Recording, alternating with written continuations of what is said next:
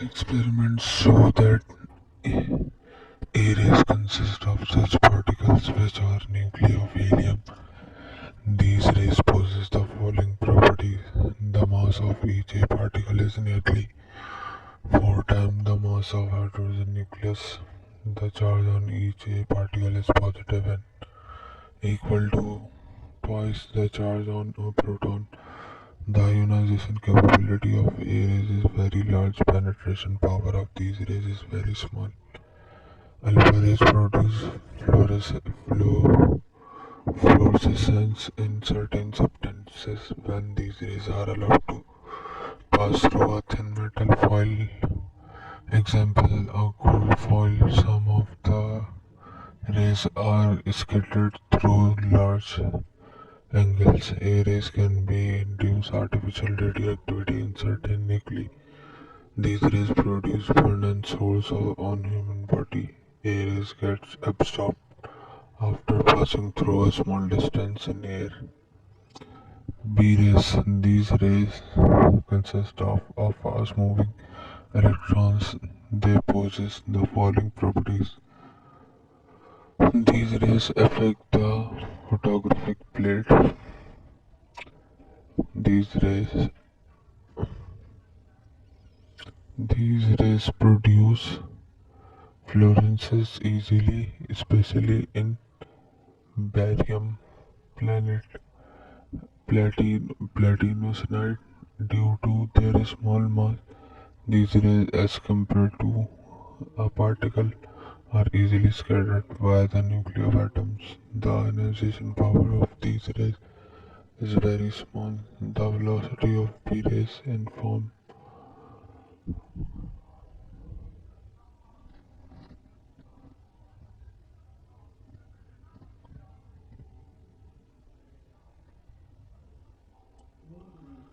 since Y rays are not affected by magnetic field.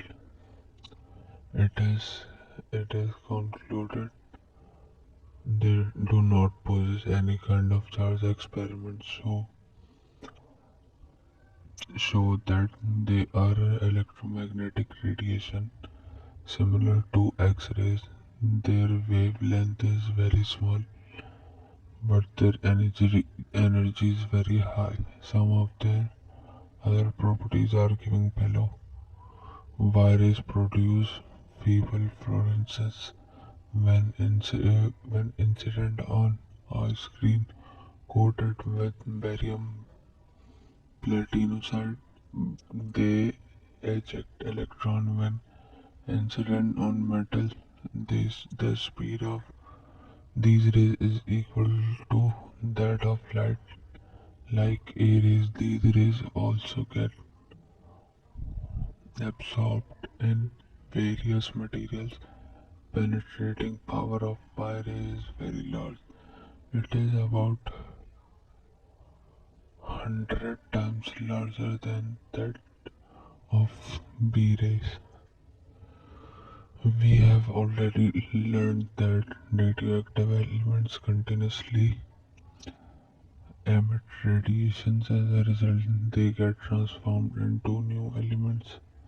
The element emitting radiations is known as parent element, and the element formed as a result of the emission of radiation is called daughter element. The emission of radiations from radioactive substances is spontaneous.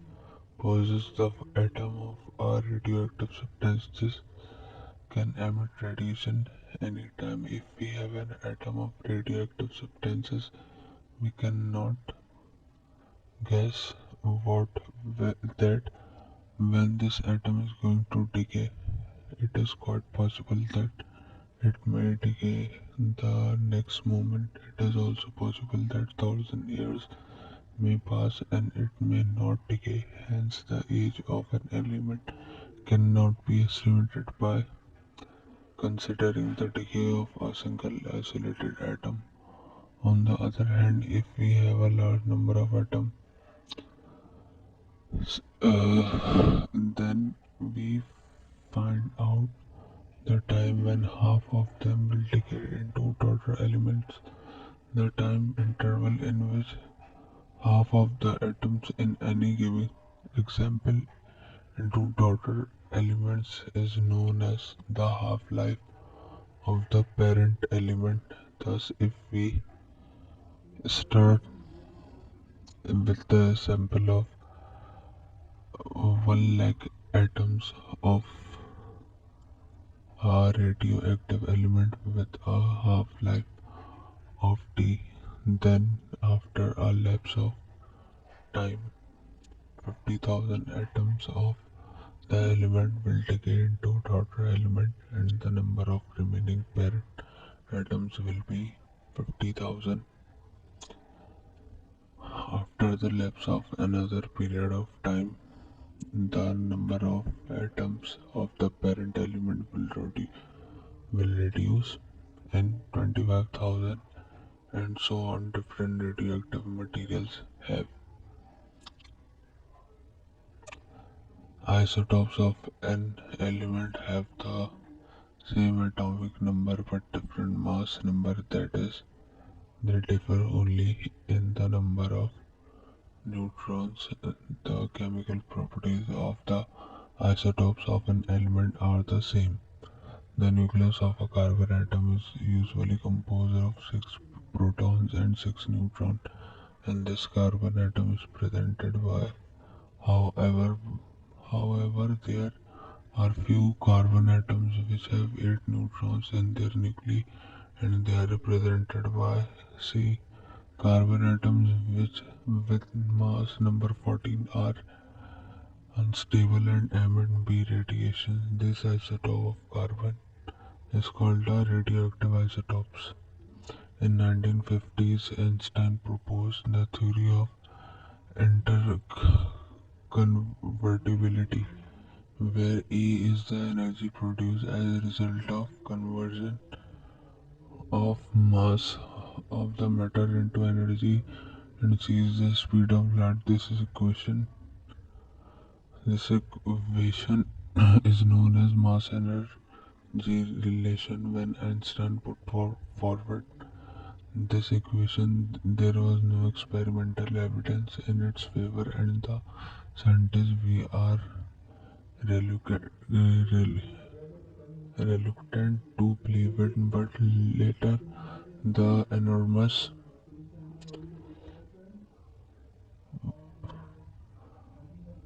Otto Hahn and Fritz Strassmann in the year 2019 concluded a heavier nucleus.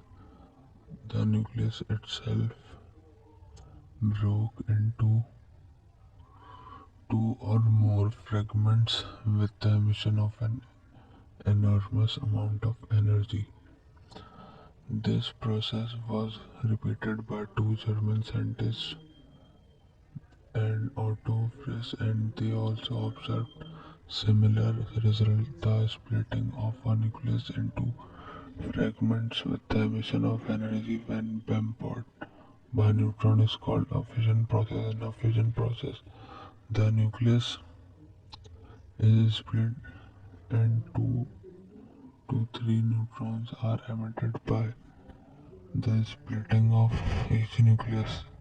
The energy release in a fission process is due to the fact, as discussed before, in a fission reaction each nucleus atom about 2 to 3 neutrons. These neutrons may collide with the other uranium nuclei and cause fission in them. The nuclei which undergo a fission reaction will emit neutrons. These neutrons will produce further fission in other nuclei. If this process continues, more and more neutrons are produced and a larger amount of energy is released. This is called a nuclear chain reaction. Illustrate a nuclear chain reaction.